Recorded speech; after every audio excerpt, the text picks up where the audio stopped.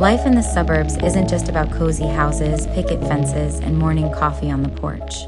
It also comes with an ever-watchful eye in the form of your neighbors, especially if one of them happens to be an energetic, nosy, and self-appointed moral authority like Mrs. Johnson, the kind of woman who knows everything, even things that didn't happen.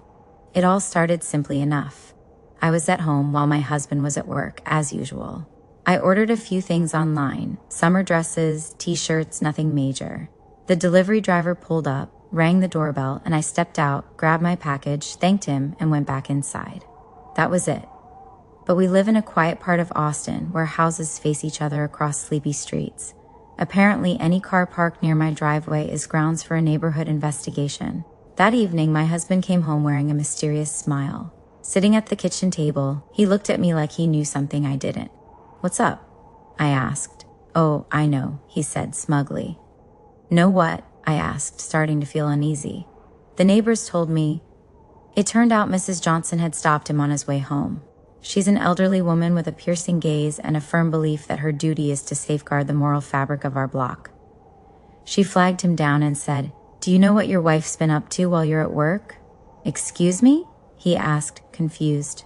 "Oh yes," she said. "Men. Coming and going. Yesterday, a man in a white car dropped something off, stayed for half an hour, and then left. That's all I'm saying." My husband burst out laughing. Thankfully, he's fully aware of my online shopping habits and even appreciates that I don't drag him to stores. But the story didn't end there. A couple of weeks went by and I continued living my life, placing orders, receiving deliveries.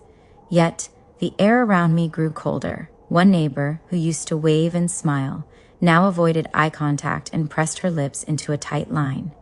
Another walked past me like I had Scarlet Woman emblazoned across my forehead. The real climax came yesterday. I stepped outside. Autumn was settling in and it was time to cover the flower beds. As I bent over the garden, I heard that familiar voice. "Good morning," said Mrs. Johnson. I straightened up. "Good morning," I replied. "Getting your flowers ready for the cold? Smart girl?" I nodded. "You know, you seem to have a lot of visitors lately," she said, her tone laced with implication. I switched to my clueless and cheerful mode. "Oh, no visitors here," I said. "Really? Then what about all those cars?" "Oh, those are just delivery drivers," I explained. Her eyes lit up as if she'd caught me in a lie. "Does your husband know about these delivery drivers?" With the straightest face I could manage, I said, "Of course he does. He's the one who gives me the money." She nearly choked on her indignation. "Well, I never," she gasped, "and why would I waste time driving to the mall when people can just bring things to me?" I added, "Convenient, isn't it?" She huffed, her voice rising. "And you enjoy it, I'm sure." "Very much," I said seriously. "Yesterday, they brought me a pair of shoes. Fit perfectly." "You shameless hussy," she exclaimed, throwing her hands in the air. "I'll tell your husband. I'll report this to the HOA." I almost told her that my husband is the HOA president, but held back. This morning, my mom called, her voice careful, almost apologetic. "Honey, is there something you'd like to tell me?" "What do you mean?" I asked. "Well, there are rumors going around that you, have men visiting. Frequently." I sighed, sat down, and thought to myself, there's no clearing my name now. Even if I walked around wearing a shirt that said, "I just love online shopping," it wouldn't help. No one bothers to ask, clarify, or talk. Gossip spreads like wildfire, quick, smoky, and impossible to contain. Fine. I'll be that woman. The one with visitors. But there's no fun in it. No secret affairs or romantic rendezvous. Just dresses, boxes, and delivery drivers. Still, you know what? Next time, I'll order something huge. Let them bring it in a moving truck and unload it right in front of my house. Let's see how Mrs. Johnson handles that.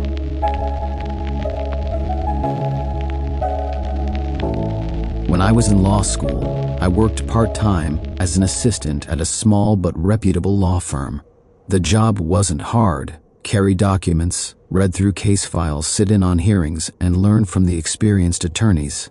I took the internship seriously. I wanted to see how all the theory we were cramming in class actually played out in real life. I found family court cases the most gripping. Real emotion, real stakes, better drama than any stage play. There's one case I'll never forget. On paper, it looked like a routine divorce. The client was a man in his early 40s, tall, calm, well-dressed, polite, but his eyes, they looked worn, like someone who had aged 10 years in a month. He and his wife had 3 children. The oldest was 12, the middle one 7, and the youngest 3. He was a business owner, ran a mid-sized construction company, spoke clearly with no bitterness, said divorce was necessary, it's the right thing to do. At first, it seemed like his wife just wanted to leave quietly, no drama. But it turned out to be more complicated. The man had discovered his wife was cheating, the usual way, found messages by accident. I wasn't snooping, he said, just stumbled upon something and couldn't unsee it. Then I started connecting dots, and everything fell into place. The affair was confirmed. Worse yet, there was a strong chance the youngest child wasn't his. He filed for divorce, wanted to keep it civil, said he was willing to pay child support, split the assets, no court fights, as long as the kids were spared the pain. They didn't ask for any of this, he said quietly. There was no anger in his voice, just a kind of sadness, a sense of acceptance. At first, his wife seemed to agree. But something shifted, maybe pride, maybe fear he'd go through with a paternity test and drag it into a financial battle. At the next hearing, out of nowhere, her lawyer filed a motion requesting DNA testing. Her request, not his. She stood up in court and said loud and clear, "If you're so sure you've been lied to, then test them all. Go ahead. Maybe you'll be ashamed when you see the truth." She said it with defiance, almost a performance. But beneath that anger, you could hear something else. Anxiety. The attorney I worked for glanced at me and shook his head. I didn't understand why at the time. Later I would. The process dragged on. The test was scheduled.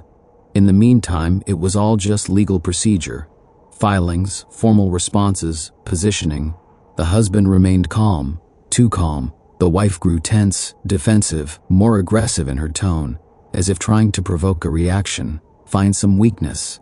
And then, the final hearing. The results were in. The judge opened the folder, flipped through the papers, and paused. For a few seconds, she just sat there, staring. I saw something I'd never seen before, a judge completely lose her composure. No emotion in her voice, just stunned stillness. She read out paternity, not established, for any of the 3 children. The room went silent. The man sat perfectly still, hands resting on his knees, head slightly bowed. He didn't move, didn't say a word. And his wife, she said nothing for a moment. Then in a voice so soft it barely reached the mic, like she was talking to a friend in her kitchen, she said, "Well, I thought at least 2 were his. How am I supposed to find their dads now?" The air just froze. No outrage, no breakdown, no shouting, just silence. Somewhere behind us, a clerk dropped a pen. It rolled across the tile floor, the sound cutting through the stillness like a pin in a cathedral. The judge wrapped up the formalities. The session was closed. We stepped out of the courtroom. The man turned to thank the attorney, shook my hand too, then walked away. No hesitation, no looking back. There was no anger on his face, just emptiness, like he had just closed the book on one life and was quietly stepping into another, stripped of illusions. That day, I understood something about the truth.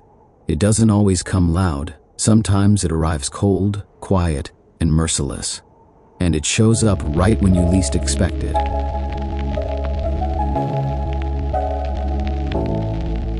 Mornings always start the same. Cinnamon coffee in a travel mug, a half-awake drive on autopilot, out of the driveway, onto the loop, into the downtown parking garage.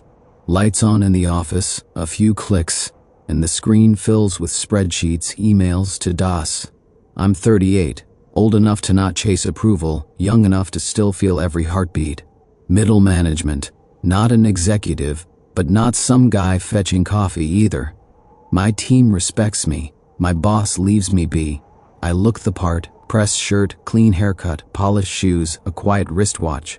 I know how to listen without interrupting, how to crack the right joke at the right time. I don't preach. I don't overshare. I'm married. Not perfectly, but married. 15 years now. My wife. She's like that old playlist you keep in your car. You know every note, every lyric, even the ones that annoy you. There are things that still make me respect her. There are things that drive me crazy. Sometimes it's warm, sometimes it's distant. Sometimes we don't speak for a day, then argue, then suddenly laugh at something dumb in the kitchen. That's marriage. Real marriage. No Instagram gloss, just two people with a shared world, kids, a home, a past.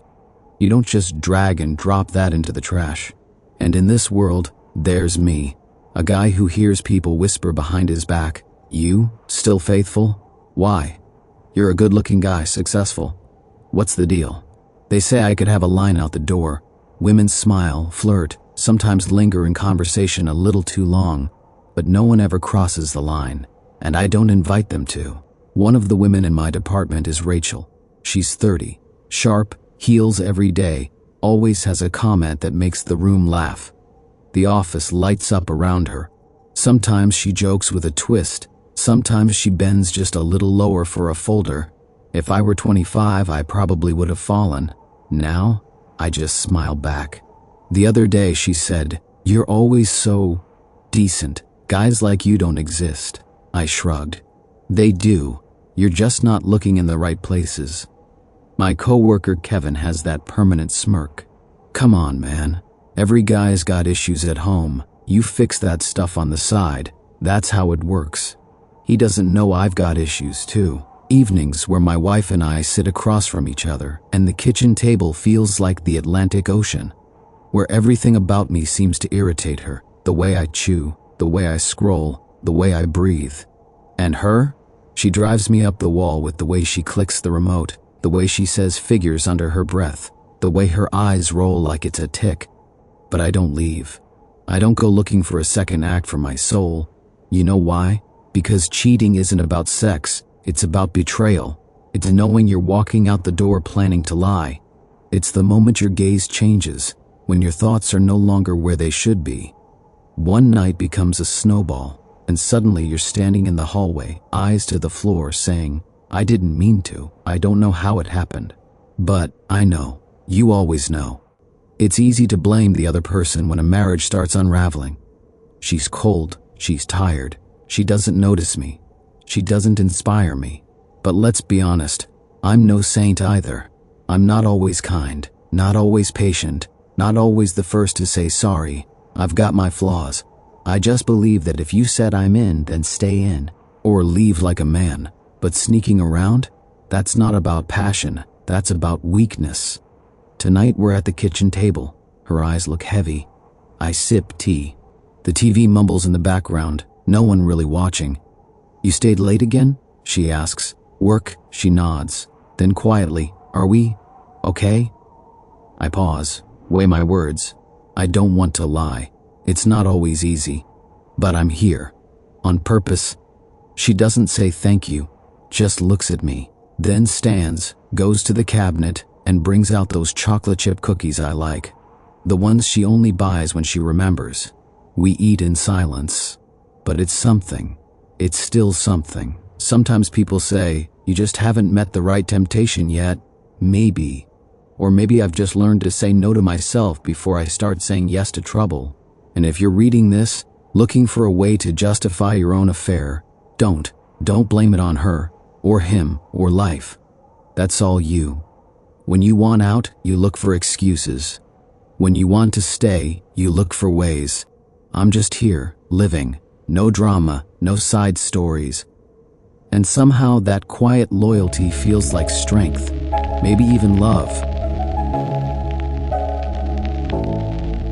California's sun burned into my shoulders, and the air carried the tang of salt water, the sweet scent of sunscreen, and the distant laughter of beachgoers.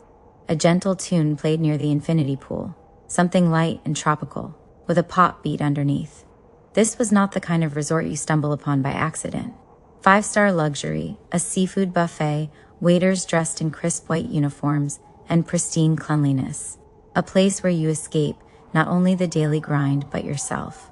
I'd been lounging by the pool for days, sipping cold craft beer and worrying about nothing except not getting sunburned before I had to fly home. It was somewhere between my third and fourth pint when I noticed them by the edge of the water. She was blonde, maybe 35, possibly older. Tall, with a well-maintained figure. Clearly someone who took care of herself. Her face had soft features, very all-American, slightly weary but glowing with happiness. He was lean and tanned, with a short beard and dark sunglasses. His eyes, though obscured, seemed intense. When he looked at her, there was so much tenderness that, even as a lifelong cynic, I felt a pang somewhere inside. They laughed, splashed in the water, and talked in a mix of accented English and something else I couldn't place. She kissed his cheek. He held her by the waist.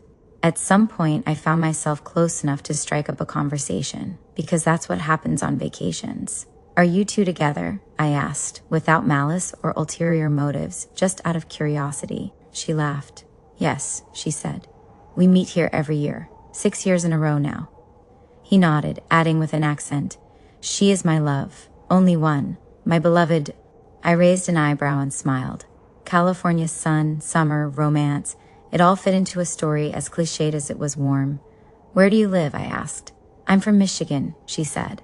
"He lives here in San Diego. He works at the marina, sometimes does boat tours. And me, I don't work? You don't work? And who pays for all this?" I gestured around at the lavish resort. "It's not cheap, you know?" She looked at me calmly, almost defiantly. "My husband, your husband?" I nearly choked on my beer. "So you're married?" "Yes," she said without hesitation. "I have a son. He's 11. My husband is a good man, hardworking, supportive. We've been together a long time. But," she glanced at the man next to her, "I love him. My Turk." He smiled at her but didn't follow every word. She leaned in and kissed him briefly. I was stunned.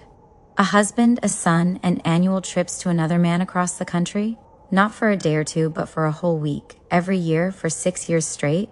"Does he know?" I asked finally. "My husband?" She smirked. "No, of course not. He thinks I'm on a girls' trip. Says I deserve it." The Turk watched her with such adoration that it felt as if the world around him disappeared whenever she was near. He couldn't catch all of our conversation, but he understood enough from her tone. He took her hand and pressed it against his chest. She kissed him on the lips. I stepped away, not out of morality, but because the air felt tight, claustrophobic. Not from judgment, but from the sheer weight of it all. Somewhere in Michigan, there's a man who has no idea his wife flies off to San Diego each year to be with someone else. He might be at home making breakfast for their son, completely oblivious that his wife is wrapped in another man's arms by a pool on the Pacific coast. And there I was, sitting by the pool, listening to someone say "I love you" with a thick accent, and realizing the world isn't black and white. It's painted in shades of loyalty, lust, lies, self-deception, and the aching desire to feel alive. Because in her eyes, there was no cruelty, no malice, only longing for something she didn't have at home. I went back to my chair, poured myself another beer, and stretched out under the sun. But one thought wouldn't leave my mind. If your wife, Susan, takes annual girls' trips to San Diego, buddy, you're a fool.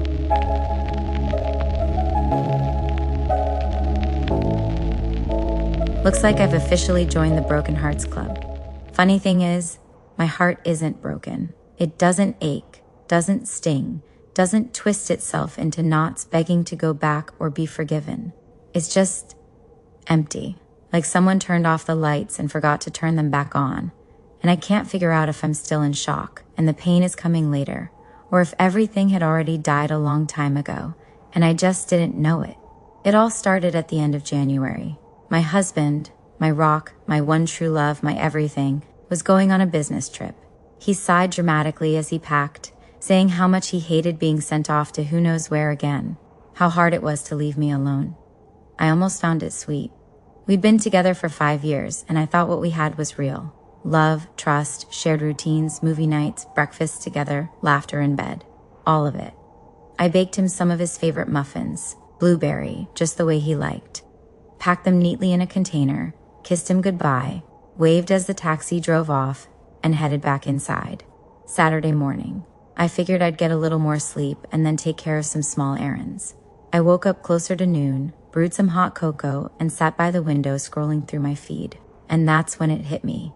The first boom, his face, smiling, happy, relaxed. Sitting in front of a fireplace, The caption read, "Finally got away for a cozy weekend with my love." The account belonged to my friend, my close friend, the one I had coffee with on weekends, the one I helped pick out makeup, the one who shared memes with me about husbands will never get it, but we do.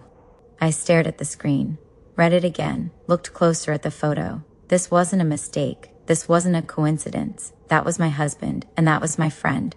And that caption, it wasn't an accident. And the photo, definitely not spontaneous. I sat there, staring, and I couldn't understand why I wasn't hurting. I didn't cry. My hands didn't shake. I didn't call him in a fit of rage or feel crushed by betrayal. I just sat there, thinking, seriously? This is who I married? It wasn't even the cheating that got to me. It was how stupidly he handled it. Why would you let her post that picture? You knew I followed her. You knew I'd see it. Or did you not? Did you just not think? How does that even happen? He texted me every night from his business trip. I miss you so much. It's awful here. The hotel food is terrible. Meanwhile, her stories showed dinners by a snowy forest, ice skating dates, coffee on a charming porch, romantic walks under twinkling lights. Cozy, sweet, dreamy, just not with me. I replied with one-word answers. Okay, sure, that's it. I couldn't pretend I didn't know, but I didn't want to argue either. It felt like all my anger, all my feelings had just vanished. When he came back, he acted as if everything was normal, complained about the train ride, said how exhausted he was, kissed me on the cheek, hugged me, dropped his bag in the hallway. I looked at him and saw nothing familiar, just an empty, clumsy performance. I was making eggs in the kitchen thinking, you don't even realize I know. You can't even tell me the truth. Why are you here? Who are you even anymore? A few days later, he brought his mom over, probably hoping for backup. She's sweet, kind, always polite. We never had any issues before. The three of us sat in the kitchen. Wine, snacks, a quiet evening. His mom sighed. What's going on, dear? He says he doesn't recognize you anymore. You were so bright and happy, but now, you're so cold. I put my fork down, looked her straight in the eyes, and said calmly, your son cheated on me with my friend. And not just cheated. He let her post it online for everyone to see, through her account, and I just sat there, looking at it, unable to believe that the man I loved could be this stupid. She gasped, of course. He started stammering. It's not what you think. It was a misunderstanding. She set me up. I sighed. You can't even lie properly. Why her? Why so openly? Or did you just not care? He stayed silent, and I didn't want anything anymore. No fights, no long talks, no dramatic breakup scenes. I already knew it was over. Inside, it was just empty. A week later, I packed my things and moved out, found an apartment. On Valentine's Day, I bought myself a kitten, a fluffy orange one with big, curious eyes. I named him Theodore. He still calls. His mom does too. My family is in a frenzy. Even my friend, for some reason, messaged me, claiming it was all a mistake. Everyone's saying, save your marriage, think it through, don't destroy your family. But I didn't destroy anything. It was already destroyed without me. I just walked out of the room where the fire had been burning for who knows how long. And now everyone's looking at me like I'm the one to blame. And you know what's strange? I feel fine, peaceful, for the first time in a long time. I just don't love him anymore. I don't believe him. And I don't feel like explaining myself to anyone. And yes, I'm sharing this anonymously, because I don't want to discuss it, don't want judgment. I just needed to say it out loud, even if it's only into the void, or the quiet. I was 21, barely out of college, still caught between daydreams and deadlines, a tender thing, all heart and hope. Love, especially love at first sight, was my personal myth, a story I kept telling myself. It was a Saturday night, one of those last-minute house parties, thrown together with mismatched wine glasses and fairy lights taped to the ceiling. The apartment smelled of cinnamon candles and leftover pizza. I came straight from a bookstore shift, still in my pale pink sweater, a little frayed at the sleeves, and boots that belonged to someone else 2 sizes ago. I hadn't planned to stay long. That was before I saw him. Daniel. He had that kind of face that made the noise in the room fade. Tall, tousled dark hair, eyes with stories behind them, and a grin like he already knew mine. He was sitting on the windowsill with a half-empty beer, lazily spinning a coin between his fingers. When our eyes met, I swear something shifted in the air, like a needle finding its groove. We talked in the kitchen, where someone had spilled wine on the counter, and no one cared. The fridge hummed. He asked about my favourite books, and actually listened. I told him I hated olives, and he picked them off his slice and handed it to me without breaking eye contact. We shared childhood stories like secrets, laughed until our cheeks hurt. By the time the night faded into dawn, and my phone buzzed with a forgotten alarm, I had a new contact in my phone and butterflies in my stomach that wouldn't quiet down. The next day, he texted, "Still thinking about your laugh." And just like that, it began. Texts turned into voice notes into late-night calls into tangled limbs and shared morning coffee. With Daniel, the days blurred into a dream of closeness, instant, magnetic, terrifying in how easy it all was. It felt like I'd walked into the middle of a movie I never wanted to end. November arrived with early snow and a soft ache of anticipation. By then, Daniel had melted into every corner of my life. My phone felt empty when he wasn't on it. My coat smelled like his cologne. Our routines overlapped so seamlessly that it felt like we'd known each other forever. We took weekend walks to nowhere, just moving, just talking. He once kissed me under the bare branches of a maple tree in the park, while a dog barked in the distance, and an old man played harmonica off-key nearby. I told him about my childhood dream of owning a bookstore in the mountains. He said he'd build it with me. By the end of the month, he invited me to join his friends on a ski trip. I wasn't a skier, barely a snowwalker, but I said yes, without hesitation. It felt like stepping deeper into a fairy tale. We drove through winding roads, music on shuffle, his hand resting on my knee as we sang along to The Killers and laughed about nothing. His friends welcomed me with easy smiles and mugs of spiced cider. We shared a tiny cabin that smelled of pine and wet wool. At night, under layers of flannel and thick blankets, he whispered things like, "You're the calm I didn't know I needed."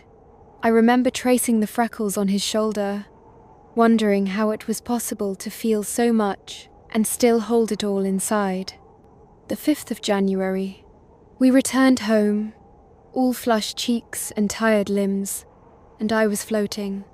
The next morning, he flew out for a work retreat in Egypt. Corporate team building, desert tours, generic hotel breakfasts. He called from the airport, sent me a blurry photo of a camel and said, "Wish you were here." I replied with a selfie in bed, coffee in hand, his hoodie on my shoulders. For the next couple of days, we texted, called, sent each other bad jokes, and sleepy goodnights. And then silence. At first I thought, poor Wi-Fi, jet lag, meetings. But as hours turned into days, anxiety bloomed like frostbite. I called. No answer. I messaged. Nothing. I told myself stories. He lost his charger. He's overwhelmed. He'll call any minute. The minute turned into the longest 3 days of my life. And then he called. His voice was strange, gentle, careful, like someone treading over ice. "We need to talk," he said. I knew. He sat on my couch, eyes downcast, and confessed. There was a woman at the resort. A mistake. One night, a blur of alcohol and bad decisions. He didn't sugarcoat it. He didn't cry. He just looked. "Sorry. I didn't want to lie to you," he said. "But I also don't know how to live with this." Something broke. Not like a plate smashing, more like a thread snapping somewhere deep. I stood, walked to the kitchen, and dropped my favourite teacup. It shattered. So did I. He left, and I began to unravel. I didn't sleep the night he left. I sat curled on the kitchen floor in my oversized hoodie, His hoodie with the broken porcelain still glittering around me like snowflakes of betrayal. The silence in the apartment had weight. My mind kept replaying his words, over and over, like a scratched record I couldn't stop. The next morning, I woke up on the couch, stiff and sore,